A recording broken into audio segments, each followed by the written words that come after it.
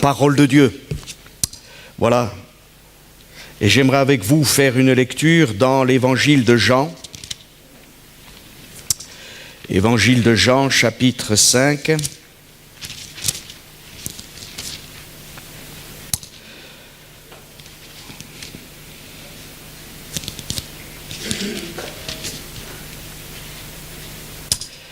Et nous allons lire à partir du verset 39. Jean chapitre 5 et à partir du verset 39, Jean 5, 39.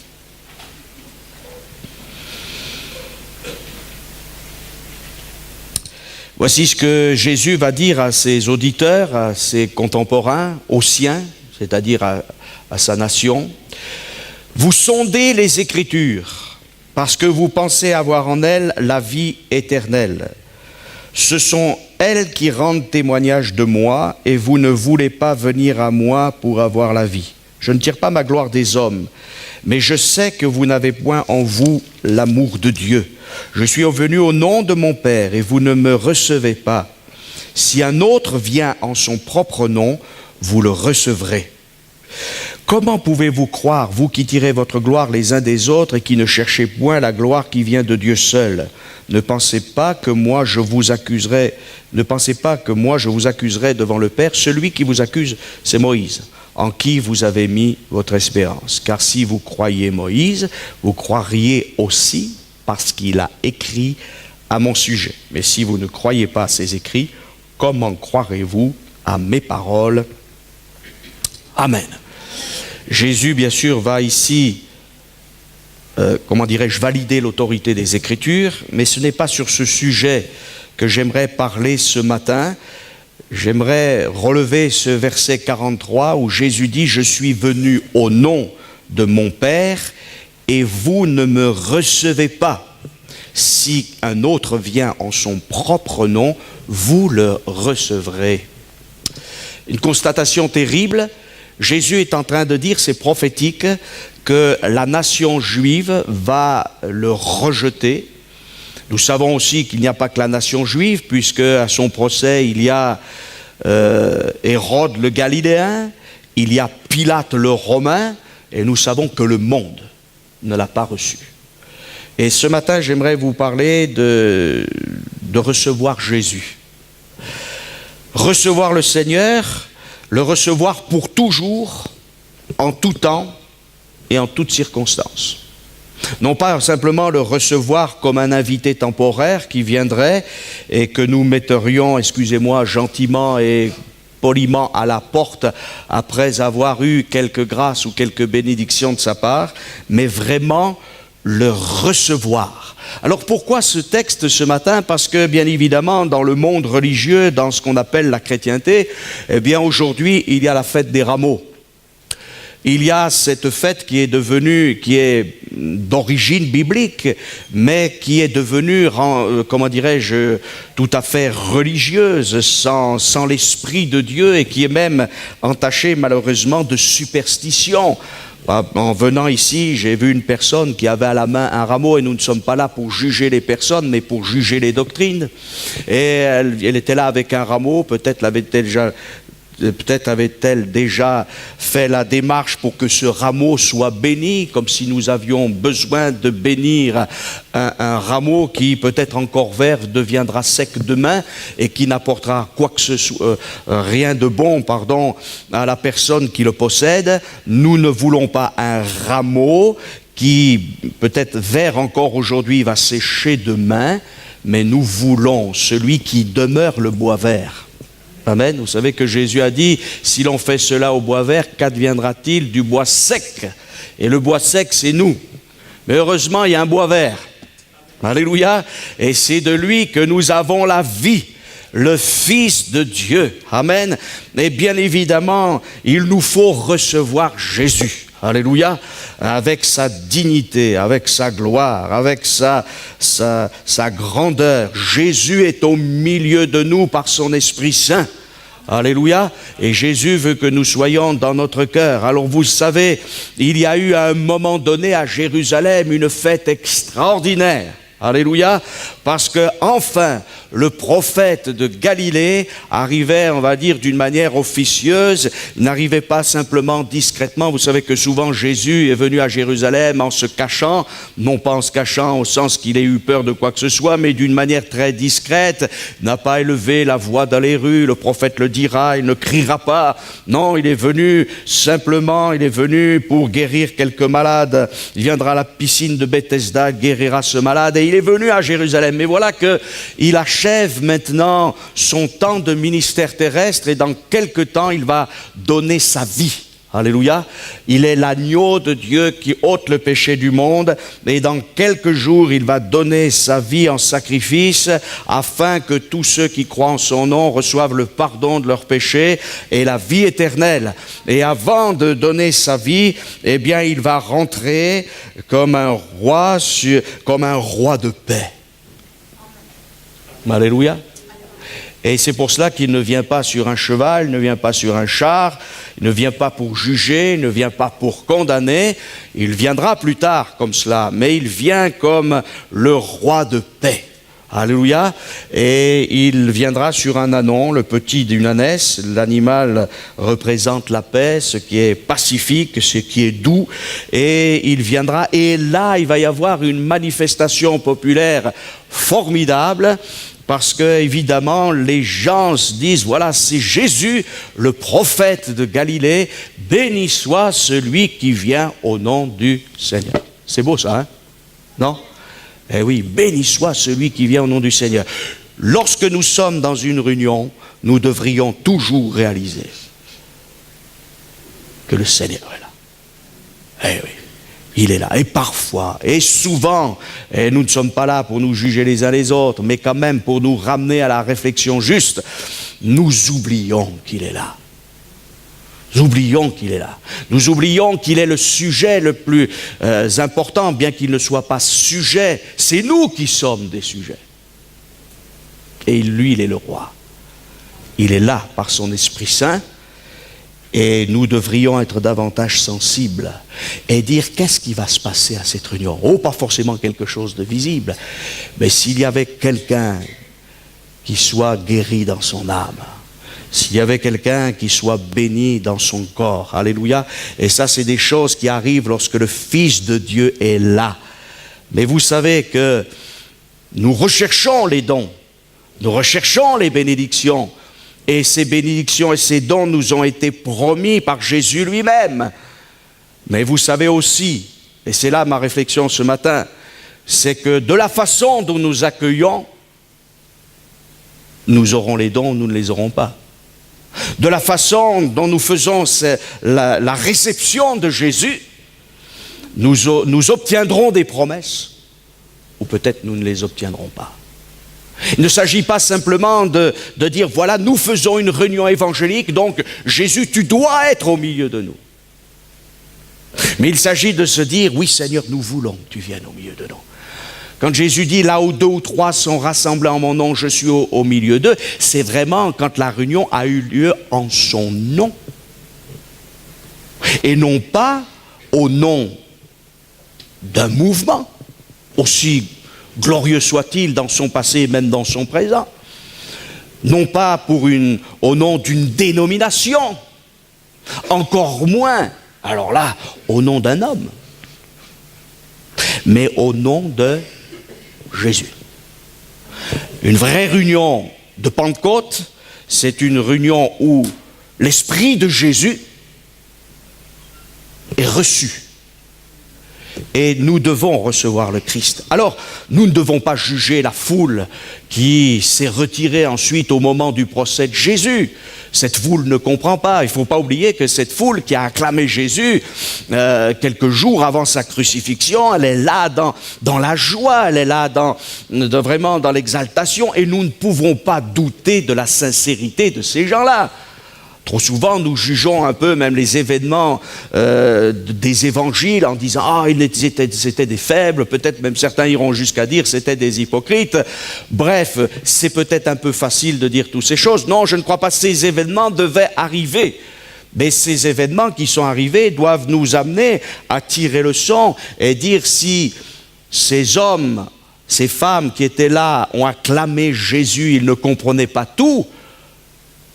Ils n'ont pas continué à suivre le Christ ensuite parce que c'était un moment d'émotion, peut-être mal compris.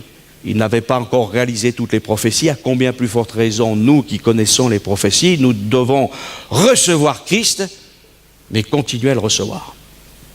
Amen. Et que ce ne soit pas un jour, mais que ce soit tous les jours. Amen. Parce que Jésus nous a parlé de tous les jours. Non ? Il n'a pas dit « je vous visiterai un jour ». Mais il a dit « je suis avec vous tous les jours, jusqu'à la fin du monde ». Et tous les jours, nous devons recevoir Christ. Alléluia, nous l'avons reçu dans notre cœur pour le salut de notre âme, mais nous voulons encore le recevoir. Alors ces hommes, ces femmes qui ont acclamé Jésus le jour où il est venu à Jérusalem, Jésus descend ce mont des Oliviers sur un ânon, le petit d'une ânesse. Alors on coupe des branches d'arbres, des branches de palmiers, on met des vêtements sur le chemin parce qu'on accueille Christ. Voilà, tout est grand et glorieux, on crie Hosanna, fils de David. Ils ont raison. Sauve, nous t'en prions, sauve de grâce, fils de David. Alors ils s'attendaient à quelque chose. Et puis ils ont été déçus.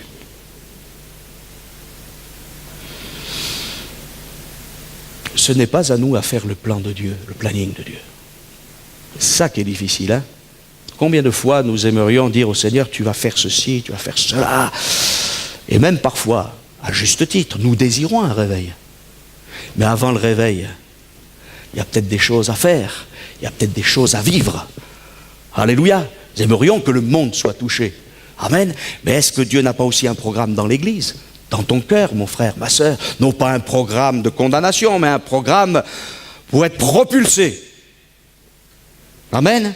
Ce matin, il y a eu 2 interventions dans les dons spirituels pour nous amener au choix et pour nous dire aussi que le Seigneur n'en a jamais fini avec nous. Non? Eh oui. Et il y a des moments de découragement, il y a des moments d'abattement, il y a des moments de pourquoi, mais ils sont nécessaires.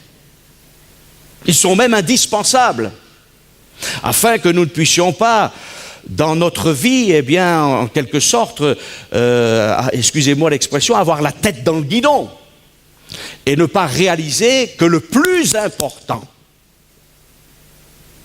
c'est celui qui nous a rachetés. Il est celui qui doit être l'objet de notre affection. Alors, je suis venu au nom de mon Père. Je ne suis pas venu tout seul. Je ne me suis pas mandaté moi-même. C'est le Père qui m'a envoyé. Eh oui. Et Jésus dit, et vous ne me recevez pas? Si un autre vient, en son propre nom, vous le recevrez. Et là, il parle des temps que vont vivre les Juifs, puisqu'il va y avoir des faux messies après Jésus. Il y en aura un fameux aux environs de 135 après Jésus-Christ, un certain Bar Kokhba, qui entraînera une partie du peuple dans la destruction et dans l'anéantissement tout complet. C'est à cette époque-là que les Romains ont changé le nom même de Jérusalem et qu'ils ont appelé cette terre qui s'appelait jusqu'à présent la Judée, qu'ils l'ont appelée la Palestine, en 135 après Jésus-Christ. Et ça a été l'humiliation pour le peuple de Dieu, parce qu'ils avaient choisi des faux messies. Vous le recevrez, mais il est question aussi du faux messie qui vient, qui s'appelle l'Antichrist, et qui ne viendra pas au nom du Père, mais qui viendra pour séduire les nations. Ce temps vient, mais aujourd'hui notre grand privilège c'est d'avoir le Seigneur Jésus avec nous. Je suis avec vous tous les jours jusqu'à la fin du monde. Alléluia. Et on ne veut pas tirer gloire les uns des autres, toutes ces choses. On ne veut pas confier notre vie à un texte, même si c'est le texte biblique. Ce n'est pas le texte biblique qui me sauve, ce n'est pas le message biblique qui me sauve, c'est Jésus qui me sauve. Alléluia. Et le texte biblique est au service de Jésus et le message de l'évangile est au service de Jésus à la gloire du Père par la puissance du Saint-Esprit. Amen. Amen. Recevoir le Seigneur. Je suis venu au nom de mon Père, vous ne m'avez pas reçu. Si un autre vient en mon nom, si un autre vient en son propre nom, vous le recevrez. Qu'on puisse mettre de côté tout autre nom, si ce n'est le nom de Jésus, nom qui est au-dessus de tout nom. Alors, comment recevoir le Seigneur Jésus? Voilà, différentes façons de le recevoir. Et puis, dans quel but? On a l'impression que parfois, certains reçoivent le Christ pour avoir du succès. Et vous savez, quelqu'un a dit, hein, le succès c'est comme le cholestérol. Il y a le bon et le mauvais. C'est pas vrai? Donc, il y a des moments où il y a un excès de succès, et puis on pense que c'est du succès parfois, mais c'est de la poudre aux yeux. Succès humain. Notre seul succès, c'est que Dieu ait du succès au milieu de nous. Le reste n'a aucune importance. Et quand il y a les œuvres de Dieu réelles au milieu de nous, ce sont les œuvres de Dieu. Donc ce ne sont pas les nôtres. Donc si ce sont les œuvres de Dieu, elles ne peuvent être qu'à la gloire de Dieu. Même si elles passent au travers de nos vies. Mais nous ne sommes que des canaux de bénédiction, et en aucun cas la bénédiction elle-même. Alors nous pouvons recevoir le Seigneur Jésus, mais je reçois le Christ dans ma vie, non pas parce qu'il me sauve, simplement, mais je veux le recevoir parce qu'il est la vie, parce qu'il est Dieu, et bien sûr il va me sauver aussi. Alléluia, quelle grâce. Alors on peut avoir toutes sortes de buts. Ah, je viens auprès du Seigneur Jésus pour être guéri, mais bien sûr c'est dans le plan de Dieu. Alléluia. Je viens auprès du Seigneur Jésus pour être consolé. Alléluia. Toutes ces choses sont nobles. Et même dans un esprit peut-être de service, j'aimerais faire quelque chose pour lui parce qu'il a fait de grandes choses. Oui, mais on va l'accueillir. Et parfois, nous accueillons peut-être très vite Jésus pour qu'il fasse des choses. Mais est-ce qu'on pourrait l'accueillir? Qu'on accueille un ami et qu'on puisse d'abord lui dire, voilà, je suis heureux que tu sois là. Non? Vous imaginez, on est un peu comme ça, hein? Mais que vous n'ayez pas vu un ami ou quelqu'un de votre parenté, voilà, il pose ses valises chez vous. Et vous lui dites, ah, je sais que tu es compétent dans telle chose. J'ai mon ordinateur en panne ou je sais trop quoi. Allez, viens vite, hop. Mais écoutez, laissez-le poser ses valises. Non? Excusez-moi l'expression. Et peut-être dites-lui, bon, allez, maintenant tu es pour un temps au milieu de moi, au milieu de nous. Alors, qu'est-ce qu'il y a? Pas trop fatigué? Est-ce que tu as fait bonne route? Non? Vous lui offrez un thé ou un café ou autre chose, un jus d'orange, je ne sais pas. Hein. Voilà. S'il a faim, peut-être un bon casse-croûte. Et puis vous parlez avec lui. Non? Et puis après il fera. Non? Et si on pouvait un peu accueillir le Seigneur Jésus comme ça?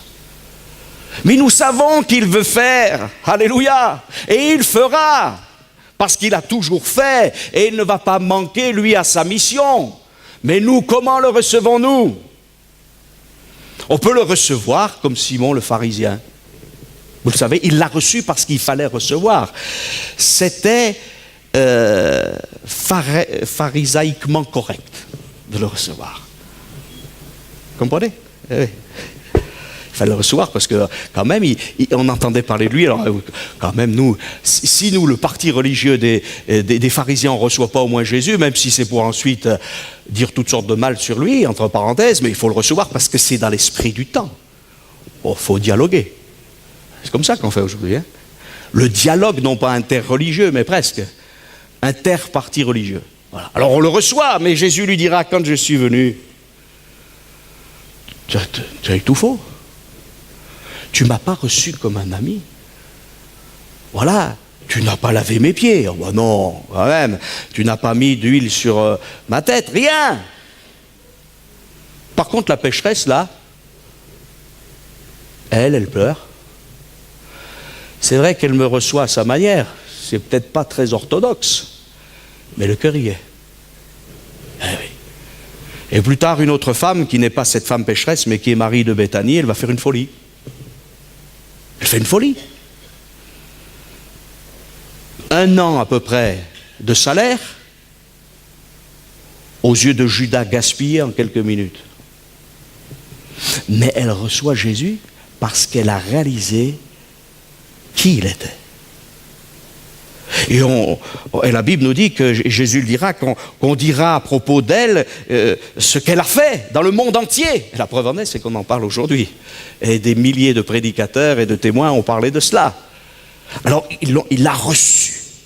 Et Marie de Béthanie donne. D'abord parce qu'elle se dit, j'ai déjà reçu. Et mon but, c'est de donner. Alléluia. Alors recevoir, dans quel but? Est-ce que je veux simplement les dons de Dieu, que Dieu aiguise mon ministère, mon service, pour que j'ai du succès, que je sois connu sur la toile Internet? Parce que vous savez, aujourd'hui, il y a un grand piège, c'est les médias. Alors il y a des gens, ils sont connus internationalement sur la toile. C'est une chose. Mais il y a des gens qui ne sont pas connus sur la toile, mais qui sont connus de Dieu. Et là est notre but. Il faut se méfier de tout ce que le monde fait. Merci Seigneur pour la technologie qui nous permet de proclamer le message de l'Évangile par la radio, la télévision, les satellites et par Internet. Alléluia. Mais tout ça c'est bien et c'est sûr qu'il y a des gens qui de toute manière sont obligés d'être connus parce qu'ils font ce travail-là. Mais à l'Éternel soit la gloire. Uniquement la gloire. Donc notre but c'est de recevoir Jésus. Alléluia. Et Jésus, c'est le témoin fidèle. Amen. Et Jésus dira ceci dans Jean chapitre 3, verset 11. En vérité, je te le dis, nous disons ce que nous savons et nous rendons témoignage de ce que nous avons vu. Et vous ne recevez pas notre témoignage. Il faut recevoir Christ, mais aussi le témoignage de Christ. Moi, je suis étonné, mais il faut un petit peu se dégager de ces choses, de voir que beaucoup de croyants sont ébranlés par une émission de télévision ou par quelqu'un du monde qui a dit ceci, cela, à propos, je ne sais pas, des dinosaures, de l'évolution, de je ne sais quel soi-disant texte de l'Écriture qui soit... Est-ce que nous recevons le témoignage de Dieu et de Christ? Ou est-ce que nous pensons que le témoignage des hommes est équivalent? Et il faut absolument que nous soyons des gens suffisamment sérieux pour dire que cette écriture, elle a traversé les siècles. Certaines philosophies, oui, mais plus ou moins bien, et surtout avec aucun résultat. Où sont les gens qui ont été bénis par Aristote? Où avez-vous vu que Platon ait changé des vies? Le seul qui change une vie, c'est Christ. Et c'est ce qui fait l'autorité des Écritures que Jésus cite, non pas simplement comme un texte, mais comme un message et comme lui-même, dans le sens que Christ change des vies, les hommes irrégénérés, quelle que soit leur philosophie, aussi séduisante soit-elle, n'ont jamais changé et transformé des vies. Si quelqu'un est en Christ, il est une nouvelle créature. Alors mes frères, mes sœurs, ne vous laissez pas ébranler par quelques philosophes, même les plus récents, les plus médiatiques, ou par quelques livres, ou par quelques affaires de sensation. Nous recevons Christ, alléluia, et il est le témoin fidèle, conféré le livre de l'Apocalypse, voilà, et ce témoin fidèle, nous recevons son témoignage. Et quand il dit avant qu'Abraham fût, je suis, eh bien il dit tout simplement qu'il est fils de Dieu, qu'il est Dieu lui-même, et nous n'avons pas besoin de faire 50 ans de théologie, nous le recevons, nous le croyons, et nous le vivons. Parce que si le Fils de Dieu, si Jésus est le Fils de Dieu, il y a aussi les conséquences de sa nature au milieu de nous. Alléluia. Donc nous le recevons. Alléluia, non pas dans des buts égoïstes, simplement pour être guéri, simplement pour dire Seigneur, donne, donne, donne et donne encore. Mais nous le recevons parce qu'il est le roi des rois, le Seigneur des seigneurs, et nous savons que parce qu'il est roi des rois et Seigneur des seigneurs, il a tout un programme de dons et de promesses qui vont s'accomplir. Alléluia, mais laissons-le comme étant le maître de la maison. C'est lui le chef de l'Église. C'est lui à qui nous devrons rendre compte. C'est lui qui va nous encourager. Amen. Nous voulons recevoir le Seigneur Et Jésus dit, recevez mes instructions. C'est pour cela que nous encourageons, et j'espère que vous confirmerez, je vous ai toujours encouragé à lire la Bible, à lire les Saintes Écritures. Pourquoi? Parce que dans les Saintes Écritures, il y a l'enseignement de Christ, de ce Jésus qui est le Fils de Dieu, et quand je reçois ces instructions, eh bien, c'est la bénédiction pour moi. Il nous est dit, prenez mon joug sur vous. C'est une décision personnelle, c'est-à-dire que ce joug, ce n'est pas pour un joug d'écrasement, pour m'écraser, c'est un joug d'autorité. Il est mon Seigneur, il est mon roi, et je décide de l'honorer, de le glorifier, et je reçois forcément ses instructions, puisque je ne suis plus à mon compte. Parce que le péché, c'est quoi? C'est l'homme qui dit, je n'ai pas besoin de Dieu, je suis à mon compte. Alors que le chrétien dit, non, je ne suis pas à mon compte, je suis au service de celui qui m'a racheté, de celui qui m'a aimé, et je veux continuer jusqu'au bout. Amen. Commencer, c'est une chose, et c'est beau de commencer. Alléluia. Si quelqu'un n'a pas commencé ce matin, il faut qu'il commence. Peut-être que c'est pour son salut, il faut qu'il fasse un premier pas. Il faut qu'il franchisse une ligne de démarcation. Les enfants d'Israël ont quitté l'Égypte, ils se sont trouvés dans le désert. Après, il a fallu que du désert, ils rentrent en Canaan. Mais si cela a été glorieux, je crois que le pas le plus grand, c'est de passer des ténèbres à la lumière, de la puissance de Satan à Dieu. Alléluia! Alors Dieu nous attend à franchir ce pas. Je reçois les instructions, et puis Jésus dit, car je suis doux et humble de cœur. C'est quand même assez étonnant. Et c'est peut-être pour ça que des fois nous n'avons pas bien reçu Jésus. Il était tellement doux et humble de cœur qu'on a cru qu'on était son alter ego. Mais il est le roi. Et ce n'est pas parce qu'il vient doux et humble de cœur sur un ânon, le petit d'une ânesse. Il est le Fils de Dieu, il est le roi des rois. Et vous trouverez le repos pour vos âmes. Le repos, il n'est pas auprès d'une église, il n'est pas auprès de la relation d'aide, même si toutes ces choses sont excellentes, il n'est pas auprès d'un frère, d'une sœur, d'un ministère quelconque.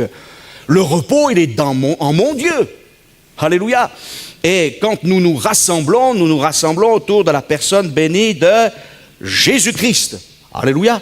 Je le reçois et je suis son serviteur, il est mon maître. Alléluia. Et je viens de le dire, prenez mon joug.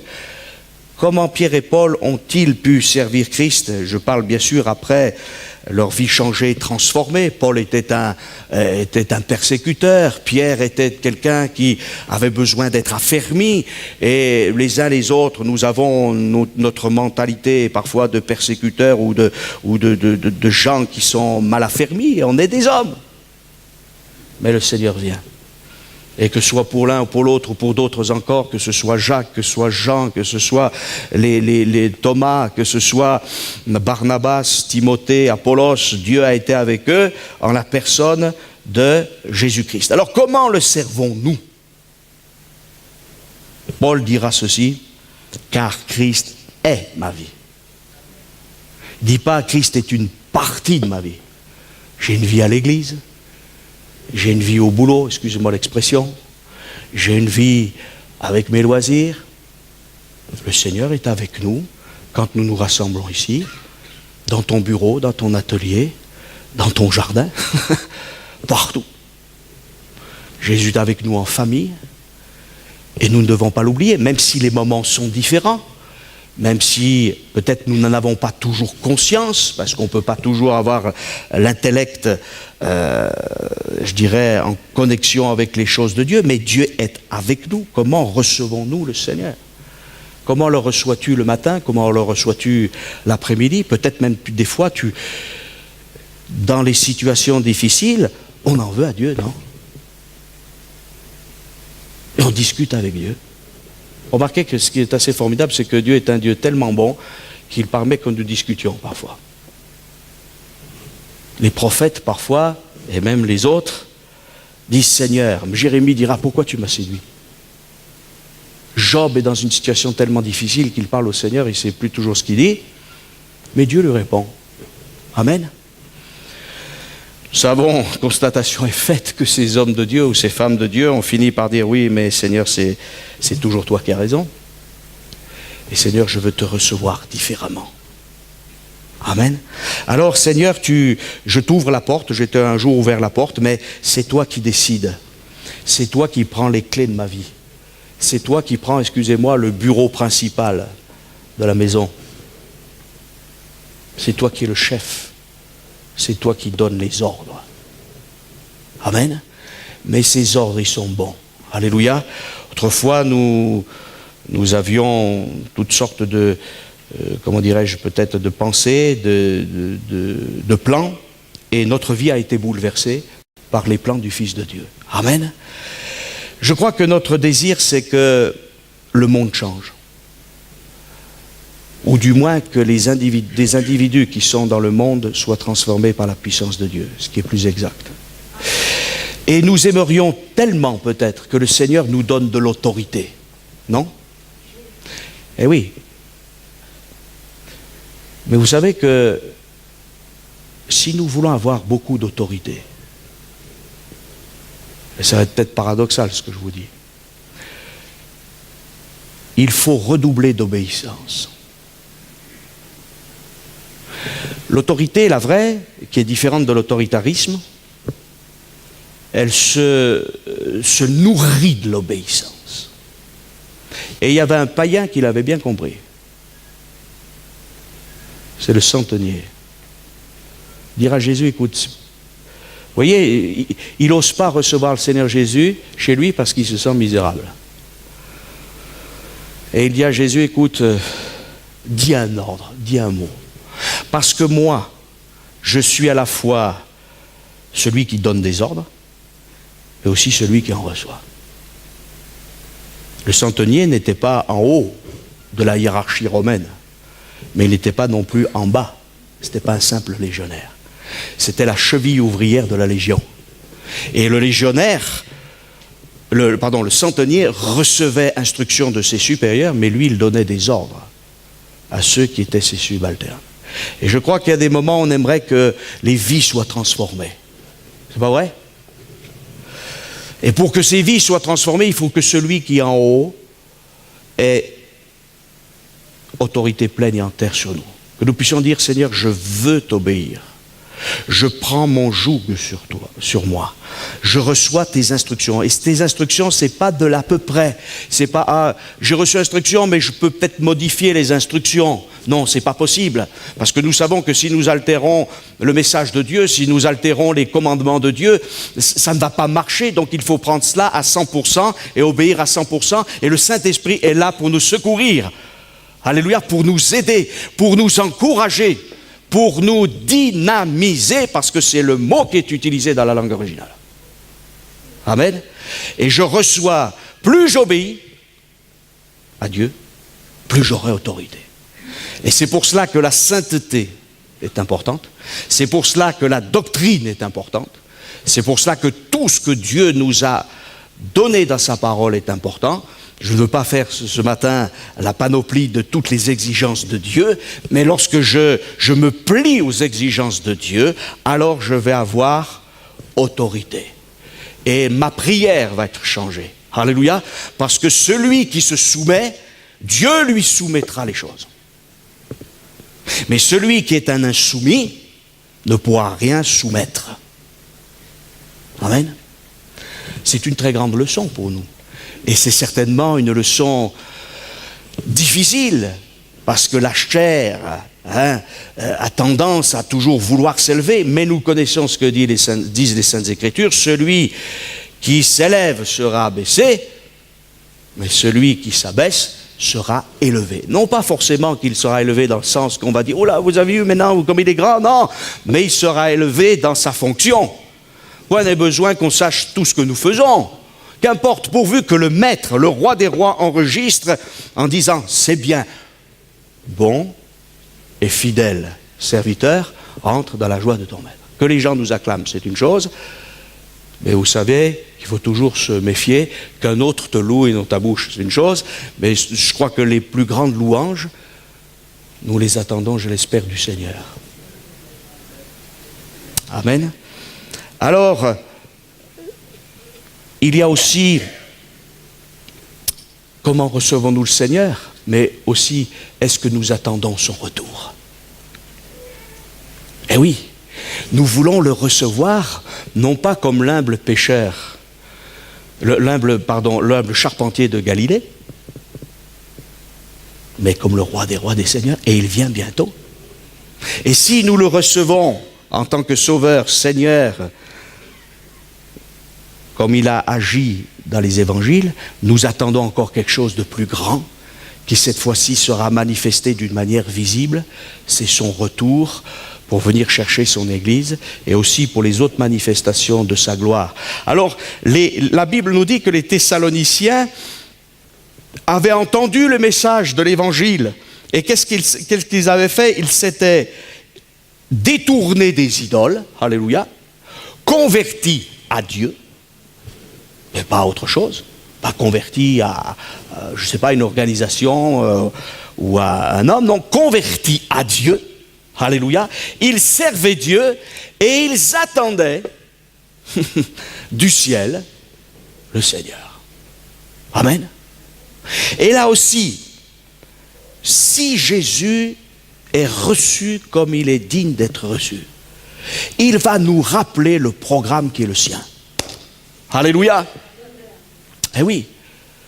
Voilà, moi j'ai été avec, comme le congrès est passé, ça m'a rappelé mes débuts dans le ministère avec certains serviteurs de Dieu avec lesquels j'ai travaillé, et un particulièrement, il avait toujours des idées, d'ailleurs il y en a toujours, hein, et il y avait cette dynamique, et c'est bien d'avoir de la dynamique, hein, en se disant, bon, on a fait, mais qu'est-ce qu'on pourrait encore faire? Voilà. Et quelque part, on apprend à aller de l'avant, mais il faut qu'on reçoive aussi des encouragements. Voilà, la vie chrétienne, c'est pas simplement rester ici. Et je crois que Dieu a un programme aussi pour l'œuvre de Dijon. Voilà. Et faites plaisir au Seigneur en disant Amen. Amen. Amen. Alléluia.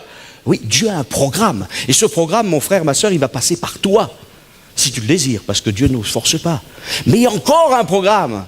Ne revenons pas sur toujours des choses peut-être qui ont été négatives. Elles existent. Et vous savez, si vous regardez l'histoire d'Israël, de l'Église, et si vous regardez que ce qui est négatif dans la Bible, alors vous fermez la Bible, vous en allez. Mais dans tous ces événements négatifs,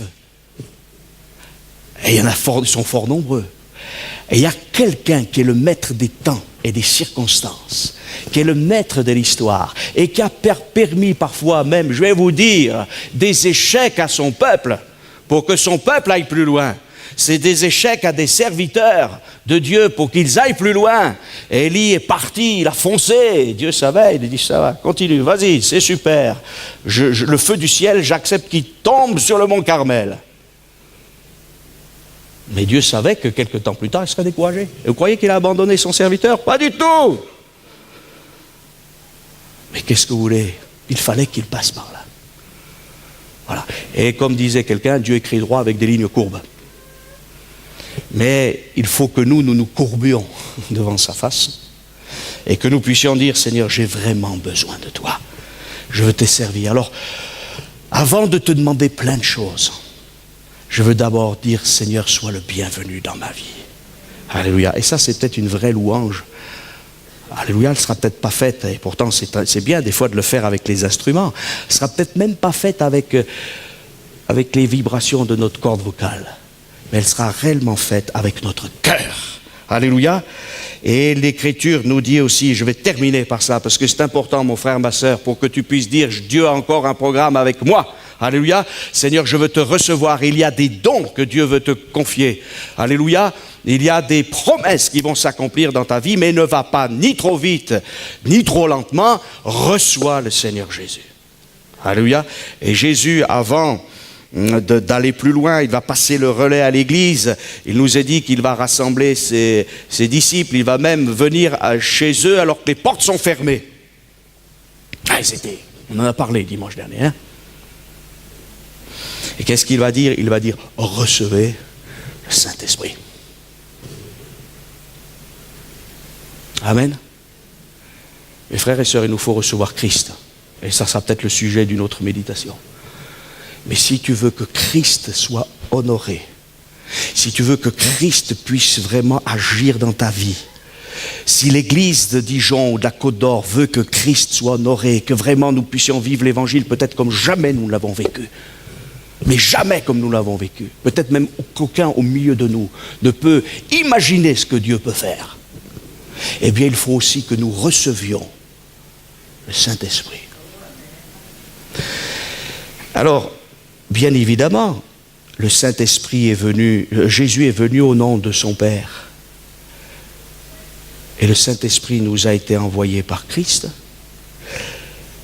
Nous devons honorer le Fils et nous devons aussi honorer le Saint-Esprit.